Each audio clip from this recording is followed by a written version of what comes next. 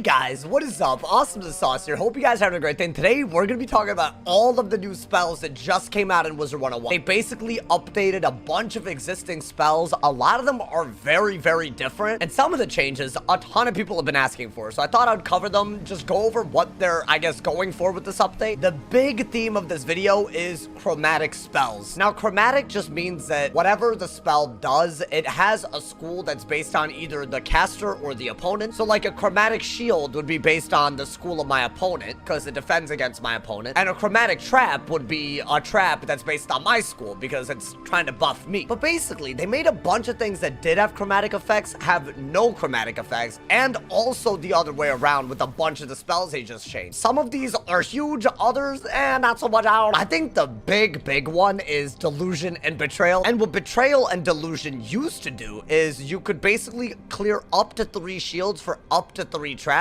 or you could also get rid of up to 3 weaknesses for up to 3 traps. But what it used to do is those traps would be based on the school of the caster. Everybody, and we're talking about everybody, was clearing shields and weaknesses for traps based on their own school. Now it's not like that anymore. Now it's just myth traps again. Honestly, I kind of love this change for a lot of reasons. One, it is a little bit of a barrier of an entry if you need to craft the TC versions of these, because basically, I guess they still do this, but the main deck delusion and the TC delusions, they stack. You were always incentivized to have like TC betrayals and regular betrayals, because if you had someone shielding a lot, you could get multiple traps out of it. Now, the good news is not everyone and their mama is going to be using this, which is really good. I still assume that myth is going to be nutty because they can literally still stack, and these are myth traps. I believe they're also still 40 traps, so delusion and betrayal being myth, yes, it makes other schools play, you know, a little worse against weaknesses and shields like they used to.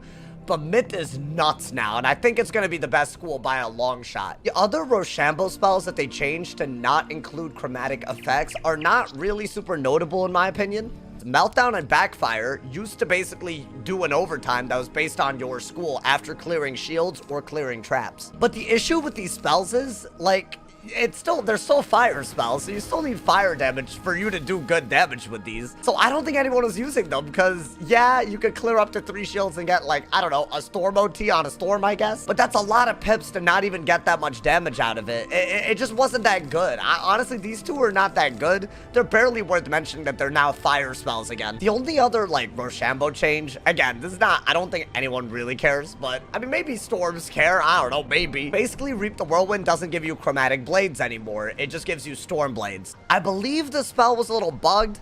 I'll be honest, if you're really trying to counter an OT, you're gonna want to turn them into weaknesses. It just makes sense. I guess I'll test that out in PvP. If it's a 55 blade, I'm all ears. I believe it's something weird, like I don't know. I've seen all kinds of things with that. I don't know what it is, so we'll check it out.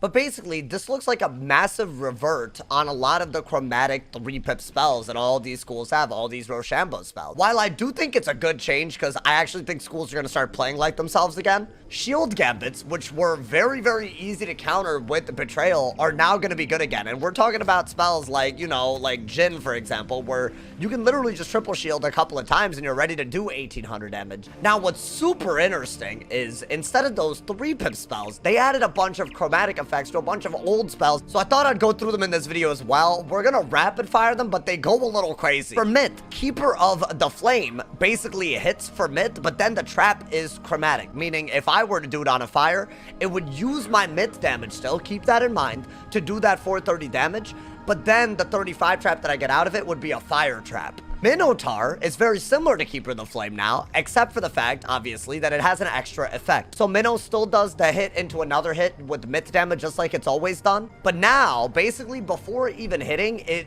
basically reads how many shields the opponent has. And for up to 3 of those shields, it'll replace them with 35 traps that are now based on your school. Now, this is just, again, an important reminder with this spell. This spell makes traps on the opponent based on how many shields they had before the hit even started. Let's say they had 1 spirit shield, right? Like a life, myth, and death shield. What would happen is, right, let's say that you did this on any school, this spell would break the myth shield, hit for 440, and then it would replace with 3 traps based on your school. That's what this spell does. It's based on the number of shields that your opponent has before. So this is a really, really good shield counter.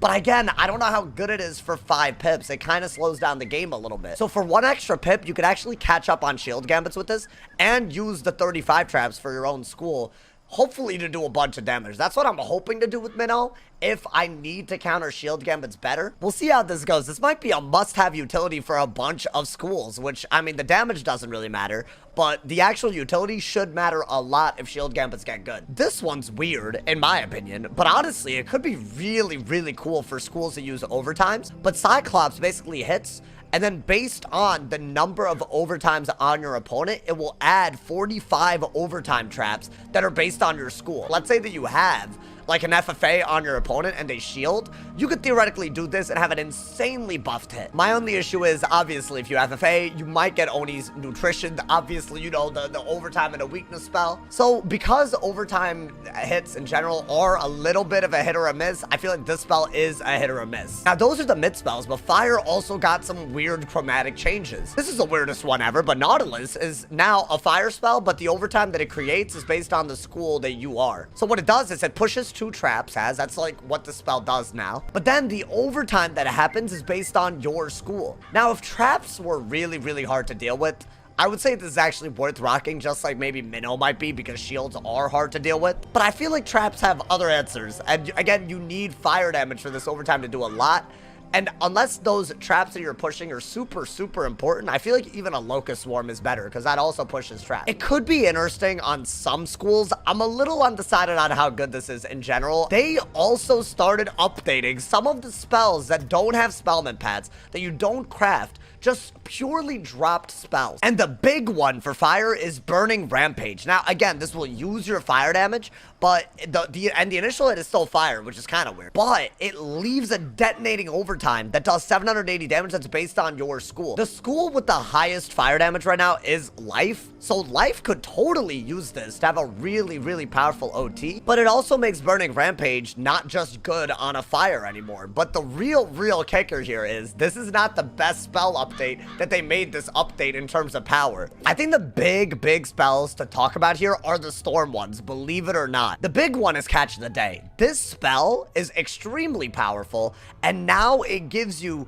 2 45 blades that are based on your school. You can farm, I don't know what his name is, it's some weird like wooden key boss, but I think now it's like a golden key boss. I don't know, it's in Mushu, you can look it up. But you have to farm this spell. People who already have this not on their storm are a little bit ahead of the curve now if they're trying to hit and blade. Yeah, these blades are mad powerful. You don't really even need storm damage to justify doing this. I think timing will be very important with this, because people still carry anti-blades that are super punishing. But I could totally see this being meta on some schools, especially ones that like are going for like a big one-shot, where like turning that blade into a putrefaction isn't really that big of a deal. The other thing that I find really weird is now Thundersnake, it gives you a 30% blade out of a hit that's based on your school.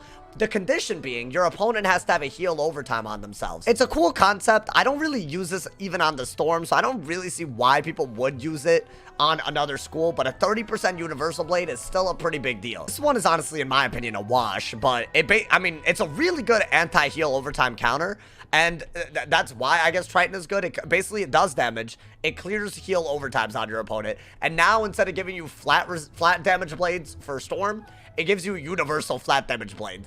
And finally, this one's very interesting to me, but Kraken, it can clear up to 2 damage overtimes on your opponent.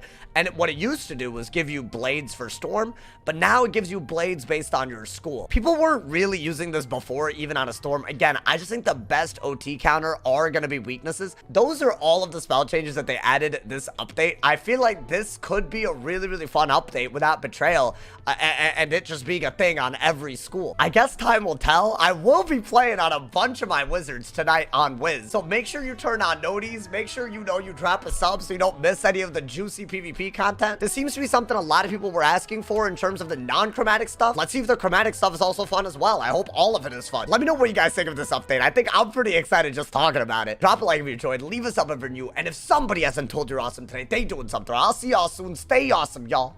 And yeah.